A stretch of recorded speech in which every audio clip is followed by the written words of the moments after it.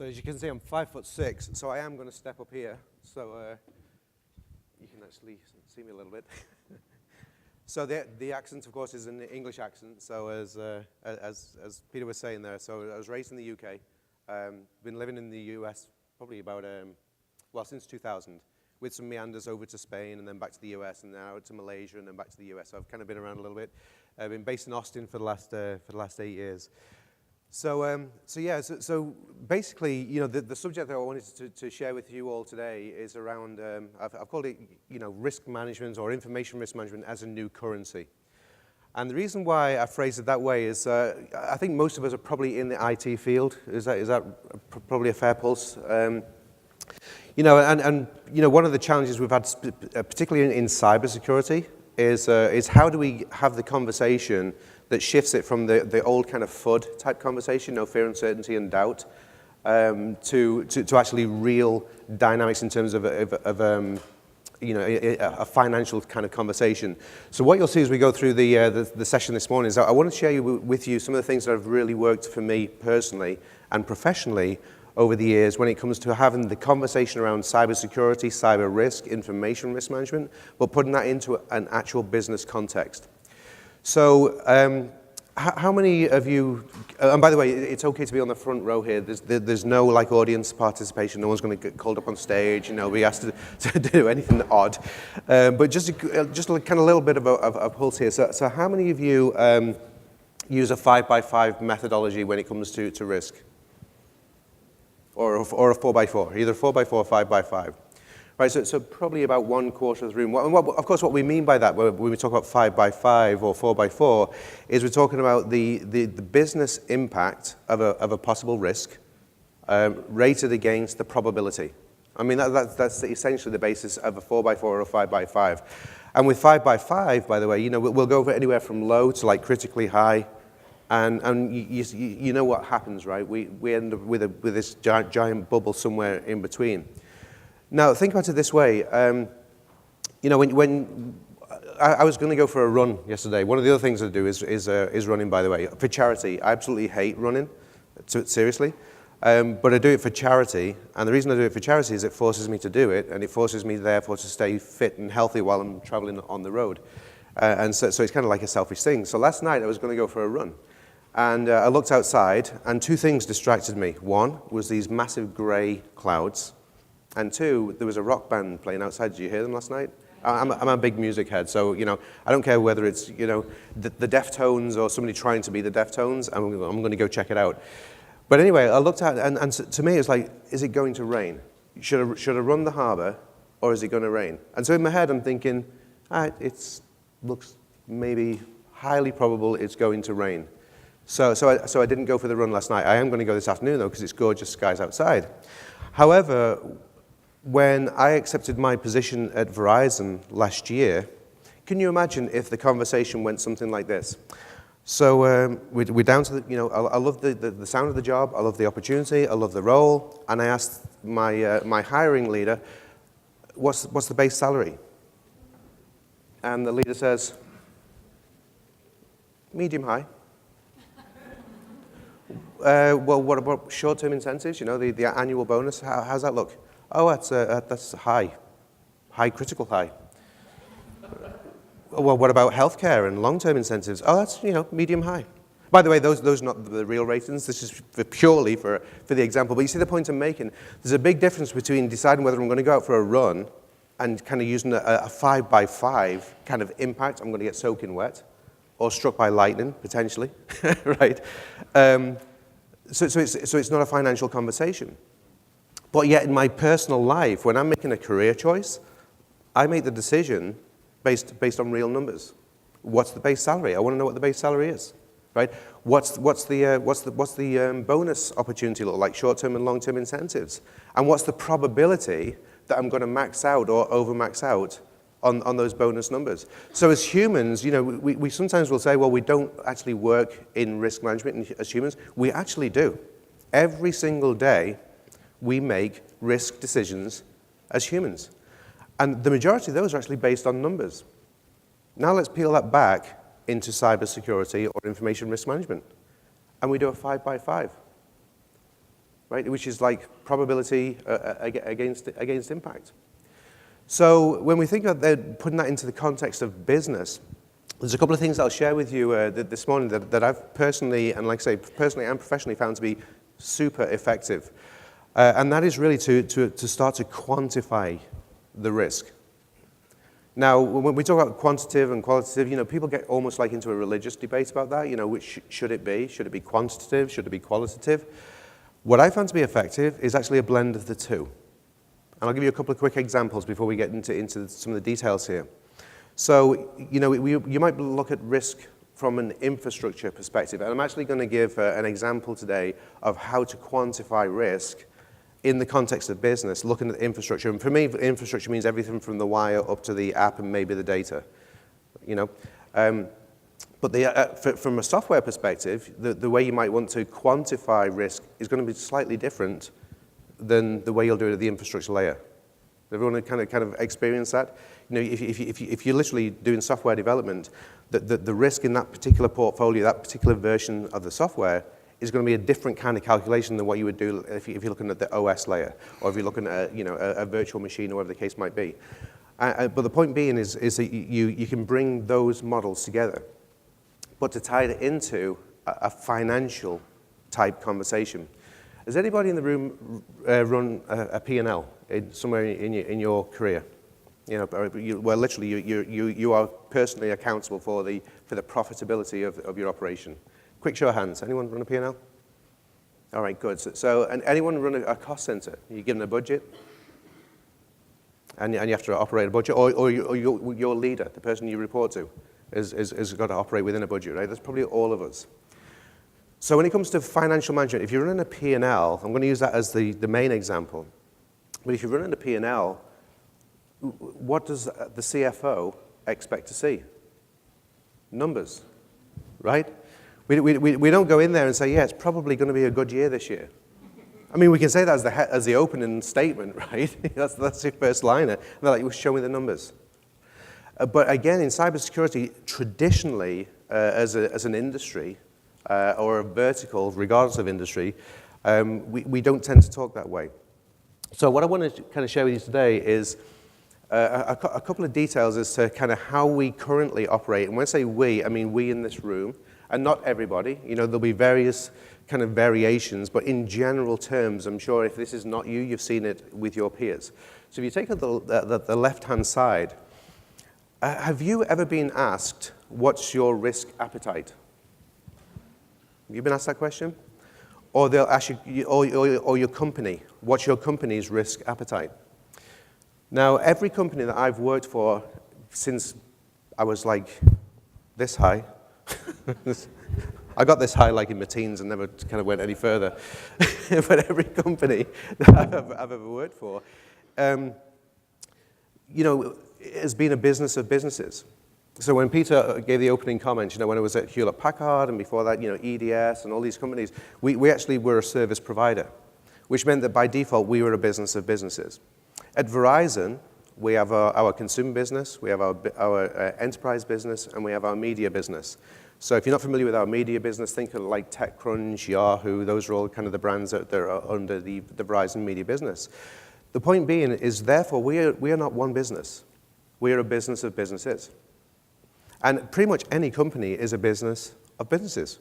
So if you have logistics, it could be physical distribution or whatever the case might be. If you're doing software development, whatever your company is, it actually is a business of businesses.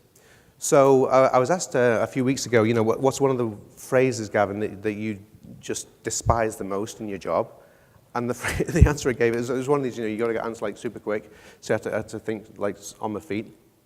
And the answer I gave was risk appetite. And it's kind of ironic. I'm executive director of information risk management at Verizon, and one of the phrases that I like the least is risk appetite. Because to my mind and in my experience, it's a phrase that is overused and under-delivered. Right? Because the risk appetite is really about the business. And how can we talk about risk in the context of business if we're not talking numbers? So the reason why I'm showing this chart here, so the bottom left-hand corner, this is when you see the kind of arc there. And what that's really showing is the way most people in our profession, not everybody in the room certainly, but most people in our profession, when they talk about risk appetite, what they're really saying is which risk that falls to the lower left corner are we willing to accept? You agree with that, right? That's kind of the view. But it's on a case-by-case basis. So, you know, if you've got a team of risk analysts that are working in your organization or whatever the case might be, they're going to assess a particular situation, probably in the context of the business, and they'll form a conclusion. And what the conclusion will be, is it in the bottom left, or is it in the top right of the arc? And if it's in the top right of the arc, what happens? Right? IT goes crazy, everyone's got to go get it done because it's in the top right of the arc. If it's in the bottom left, you say, okay, we accept that risk. So in general terms, when people talk about risk appetite, it's this bottom left corner that we're talking about. On the right-hand side, you'll see that the size of the bubbles that are represented here are actually changing. So in the top right, you see, you know, it looks almost like Mercury, if this was the solar system, right? So you've got this little tiny in the top right. The reason why I'm representing it that way is because from a volume perspective, over time, what happens to the risk that you've accepted? The bubble on the bottom left, or the bubbles in the bottom left, that were in your so-called risk appetite, or within that risk appetite, become accepted. And so now you end up with this volume of accepted risks that most likely have been done not in a quantitative way, but in a qualitative way, and now you've accepted those. So a rhetorical question, and I'm not going to kind of look for an answer, but just think about this. Do you know, right now, for your corporation or your organization, do you know the risks that have been accepted and that are therefore in your accepted risk portfolio in the last 12 months? Can you quantify those? Because what we tend to do as a profession is we'll kind of do the left-hand side of the chart here. We'll look at the singular instance and say, well, yeah, okay, that's within our risk tolerance, and off it goes. And maybe, by the way, when we do those risk assessments, I don't know about you, but what I've found is oftentimes it becomes more of a compliance assessment. You know, you'll have your corporate policies, you might have regulatory requirements that you have to meet, whatever the case might be, and you say, well, if it's within the, you know, maybe it's an exception.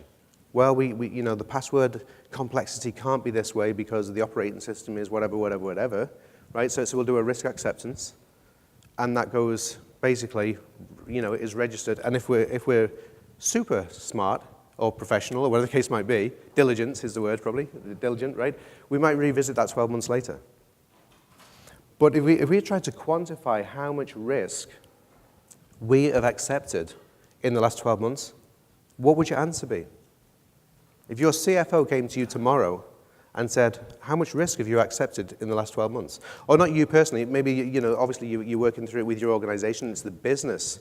You sign it off to the business owner. Hey, business owner, are you accepting this risk? Business owner says, yeah, I've got to get this delivered in 3 weeks, so of course I'm going to accept it, right? And then your CFO comes to you and says, so how much risk are we sitting on right now? Can any one of us in this room truly answer that question when we're doing a 5x5? Our answer will be, it's moderate. Right? Now, I mentioned earlier about the P&L. I'm going to come back to the example of a P&L in a few minutes because I'm going to show an example of a cash flow forecast when you do quantitative risk based around a cash flow forecast, which, again, if any of you that either operate a P&L or operate a cost center or your leaders do, you'll start to see how quantitative risk features everywhere except for oftentimes in our space. But before we move off this concept, so think about the risks that you have orchestrated the acceptance of. Right? So you personally may not have accepted it, but you would have been working with your leadership team or your business leaders or whatever the case might be. And now you ask the question, how much risk are you sitting on? And one of the analogies that kind of sticks with me is this. If anyone in the room decided, you know what, we're going to attack Gavin tonight, you could come after me with one sword or 10,000 razor blades. what would I prefer you come at me with? One sword, right? So think about the chart on the right-hand side. In the bottom left is the 10,000 razor blades that we accepted. But we accepted them one at a time. Yeah, it's a razor blade. And over time, we have a bag of 10,000 razor blades, or one sword in the top right. Now think about when you're partnering with your IT organization, and we have the latest, vulnerability that comes out. Name your poison. I'm not going to name any from here right now, right? But the vulnerability, and what happens? It could be Magic Tuesday, or Dark Tuesday, whatever you want to call it, right? Basically, it comes out and it says, okay, this vulnerability is super critical from a technology perspective.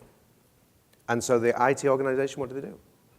It's like watching 7-year-olds playing soccer. We call it football, by the way, because you use your feet. But anyway. So have you ever watched like 7-year-olds play soccer? And they all just run for the ball. Yeah. Yesterday, by the way, the accent sounds a little bit kind of Liverpoolish. It's more Irish, to be honest. My wife is actually from the city of Liverpool. So yesterday was I'm going to have to move this. Gee. Let's move this down a bit and start talking about sports, and it all goes sideways. All right, there we go. Yeah, there you go. So I apologize. I'm a Man U fan, but they're also red. They're just like 30 miles away from the other Reds.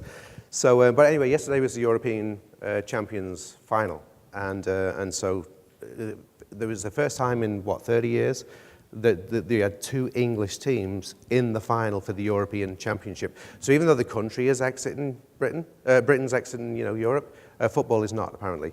So you got 2 English teams, and it was Tottenham Hotspur, if you're a fan of them, and they played against Liverpool. I don't know about you, but I thought the game wasn't so great compared to Liverpool's whole season. But nonetheless, Liverpool won the Champions League yesterday. And I went off on that massive tangent, and I've forgotten why I went off on the tangent, because you distracted me. But it was a good outcome. But nonetheless, when we think about then, where we go in terms of managing risk and putting it in a quantified perspective. There we go. So what I've just described is, some of the facets, and maybe these will look familiar to you as well, in terms of how we then start to assess risk. So we'll invariably, we maybe do it on a kind of case-by-case basis. And because we're doing it ordinarily in a qualified way as opposed to a quantified way, what we might have is some of these like big tipping points on the left-hand side. So some of those big tipping points might be, is it internet-facing, right? Now, by the way, a lot of these parameters, you might say, actually, when you think about it, a lot of these parameters are probably already 5 years too old, right? But nonetheless, they end up being part of our policy, and so we're looking at them from a 5-year-old perspective. But nonetheless, let's say this probably resonates with quite a few of you in the room, right? So we say, if it's internet-facing, we're going to give it a lot of attention. If it's cloud-based, we'll give it a lot of attention. I mean, think of some of the issues that have happened over the last, 18 months in the AWS space.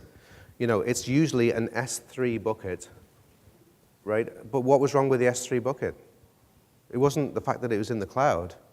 It was the fact that the base fundamentals were not addressed. Interesting side note, by the way, most people in the room are familiar with the SANS Top 20? The SANS 20, yeah, or OWASP 10 from a software perspective.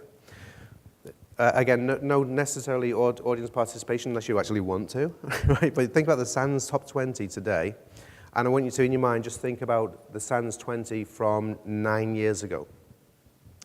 Do you know how many changes there have been in the top 20 in the last 9 years? 3. In other words, the fundamentals of security from 9 years ago, 17 of 20 fundamentals, we are still not getting right today. So just a side note to think about. So if you think about, well, what can I help my IT organization to do going forward? Just make the SANS 20 like a religion. You know, it's something that they have to adhere to operationally. And I mentioned that just because when I talked about the S3 buckets, I mean, it's all about, you know, identity management. So if you look at any of the kind of the top 3 issues that have happened around, you know, AWS S3 buckets, it's been about access. It could easily be access in an internet-facing, you know, home system. So a little bit of a tangential piece of information, but so what we're kind of showing here on the chart is that invariably our IT organization will focus on, again, it's like the top right-hand Mercury. We have a vulnerability. Is it internet-facing? Is it cloud-based? Maybe, you know, if we're somewhat progressive, has it got APIs into a third party? And that gets all of the attention. Would you agree with that? Is that kind of what you kind of experience in your world as well? And so what I've kind of represented here then in the red zone is all the stuff that doesn't get the attention. And what that then represents is what I call proximity risk. So some people call it east-west. You know, so when you think about north-south, you're thinking from the internet in or from the cloud in. So that's when people talk about north-south, that's invariably what they're referring to. When you talk about east-west, what they're talking about is lateral movement. So if any of you had the unfortunate experience of dealing with APTs, advanced persistent threats, you know, invariably it's a lateral movement. And interestingly, when it comes to an APT or lateral movement, what is targeted first? They're not targeting the crown jewel systems, right? They're just looking for a foothold, right? And once they've got the foothold, which could be one of these systems, and usually is, by the way, one of the systems in the red zone that never got the attention or didn't get the attention quickly enough, they'll get the foothold there and then start to try to move laterally. That's the kind of the east-west movement. So again, this is, you might say, one of the consequences of when we focus explicitly on a qualitative risk methodology, and when we're not looking at it as a risk portfolio, then this is actually one of the consequences of that methodology or that approach, right? Because we're focusing our attention on the tiny Mercury in the top right-hand side, as we see in the kind of reminder chart in the top right there. That's where all the attention goes, and we're paying insufficient attention to the red zone, which is where a lot of the actual population of the risk actually exists. So to tie that into, sure.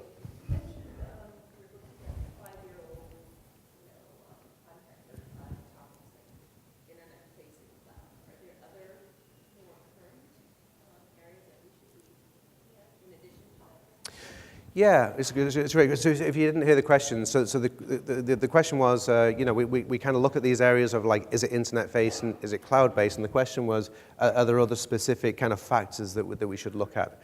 And I would say, you know, if you wanted to kind of put, you know, two or three more kind of major factors, one would be basically, you know, is the system got any API connections, right? So for example, let's say if you have a payments collection system, and so as part of that, maybe you're not processing credit cards yourselves, but perhaps you're using a service provider for credit card processing, then that would be invariably an API connection. So you might say, well, the system itself is not internet-facing, we're actually using it to process payments, but it does have an API interface to a payment processor. Or an API process, well, it doesn't have to be credit cards, it could be ACH or whatever the case might be. So again, the first sweep, you might look at that and say, no, it's an internal system, right? But it's actually got a connection to a third party. And that connection could be that it receives instructions through an API, or it gives instructions through an API, or a combination of the two, or receives data through an API. So when you think about that would be one category to absolutely take a look at, because here's the thing, you know, and again, having come from a service provider background, which is where I spent, you know, at least from the age of 3 in that space, you know, with those connections, we cannot control the security posture of our processors or our partners.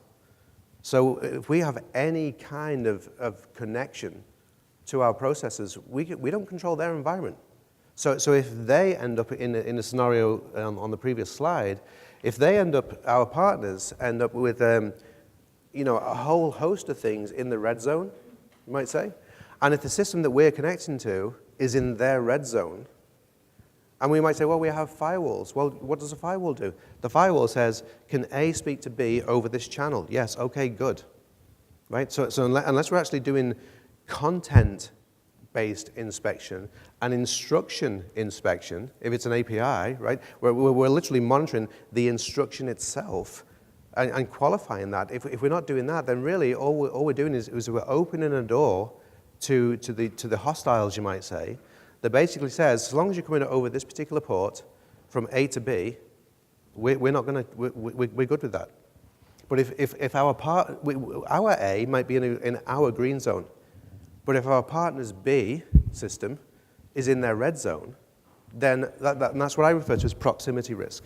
So that would be an example, you know, something like, you might say even low-hanging fruit. You know, when we kind of go back and think, okay, internet-facing, cloud-based, but what about the APIs?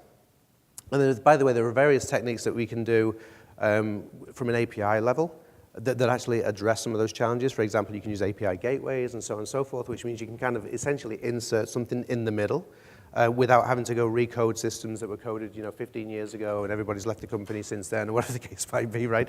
But it allows you to actually put that kind of insertion there. And by the way, after today's session, I'm going to be around until Wednesday early afternoon. So if any of you want to kind of, you know, connect and have any specific examples, I'd be more than happy to spend some time. But that would be one example to you know, to your question there. So back to the quantification of risk. What we're showing on the left-hand side, again, for any of you that either support your leader that's running a cost center, if you've ever run a P&L, on the left-hand side is basically a cash flow forecast. This is, just to be clear, this is not the cash flow forecast for Verizon. This is something that I put together as sample data. But what you see on the left-hand side is basically free cash flow. And if you're not overly familiar with that concept, it's basically how much are we going to spend, how much cash is going to come in and when, and how much are we going to spend and when. And then basically you got your liquid cash flow. So that's on the left-hand side. So for any of you that have run a P&L, or if you haven't, I'll give you kind of a little P&L, you know, profit and loss, where you're kind of forecasting your profitability and margin. In terms of cash flow and profit, by the way, one of the things that you would typically have to do for your CFO is forecast what you believe is going to happen in terms of profitability, and also forecast your free cash flow. And then what they'll ask for is, what's the variability? Now, ordinarily, your CFO will not be looking for an emotional response. I'll feel, you know, yeah, we might be off by 5% potentially, plus or minus. And then they'll go to Peter, and Peter will say, no, I think we're plus or minus 7%. That's what I mean by an emotional reaction, right? The CFO is not looking for an emotional response. What they're actually looking for is actual data. So if I say, for example, I'm going to come in at whatever, you know, $1 million, I might say, but having said that, you know, we have some litigation that we're dealing with over here. Well, what's the litigation cost? Well, I've got lawyers that I have to pay. I've got outside counsel that I have to pay.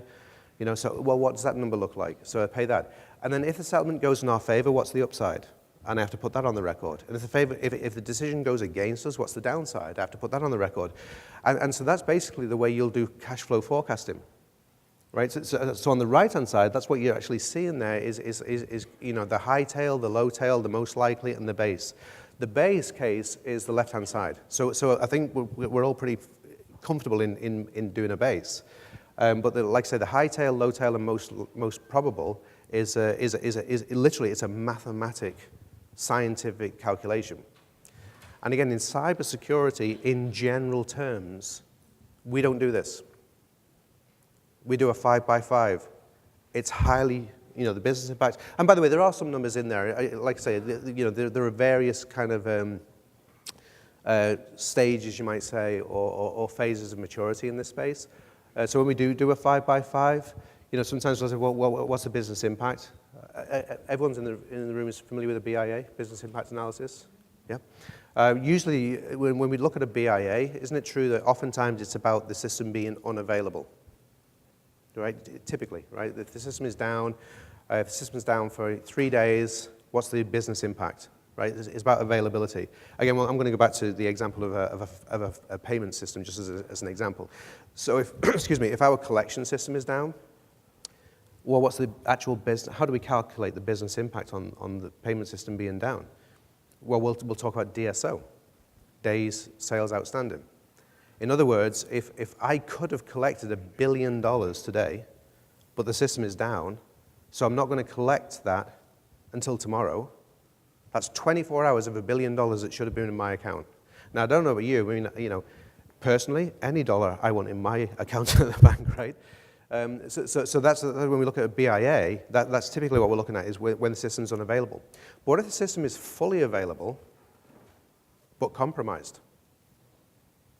So again, rhetorical question just to think about, how many of us have got that number in our head for that same system, right? The system is available, fully operational, but it's compromised. So when you think about that, you know, we literally can calculate that number, right? Because, but the question is, do we? Do we actually calculate the number of, as in financial impact? Because if you think about it, if a system is compromised, what do we need to do? You know, containment, investigation, you know, carve it off like a crime scene, bring up a backup system. So all of our kind of DR plans still kick in, but it's not because there's been a tornado or a hurricane or, you know, a data center fire or whatever the case might be. It's that the application is now not trusted, or the data set's not trusted, so we're going to fail over. So again, it's a question there? Sorry? You can ask now.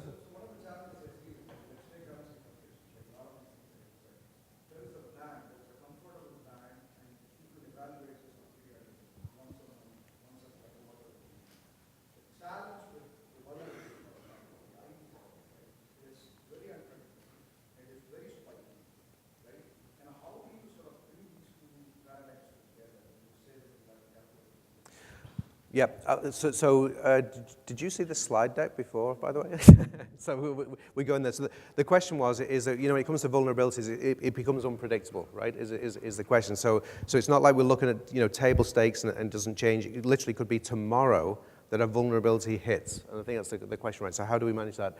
And so what I started to describe, and the next slide after this one will exactly answer your question there.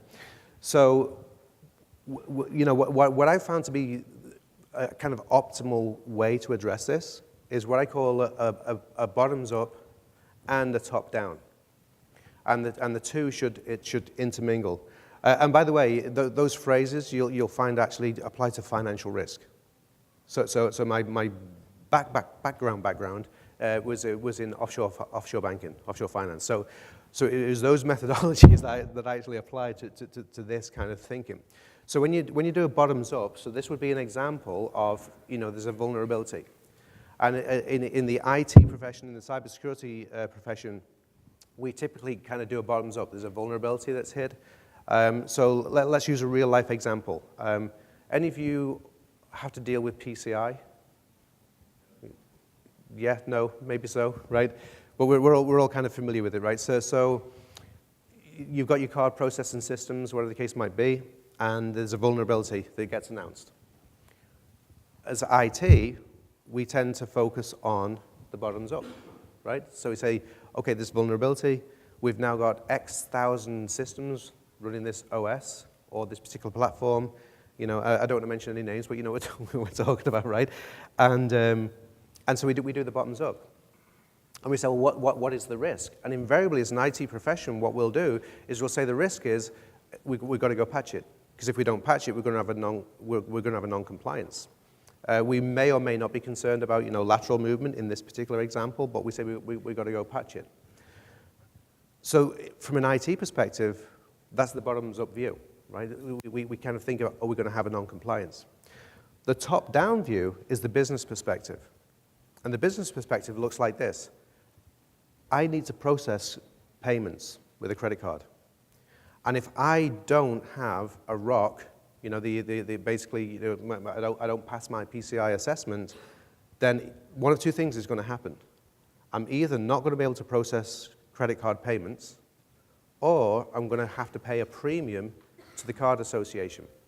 That's the top-down view. That's the actual business impact, the true business impact statement. So when we walk it through, the issue is not whether or not we have a vulnerability, actually, from a business perspective.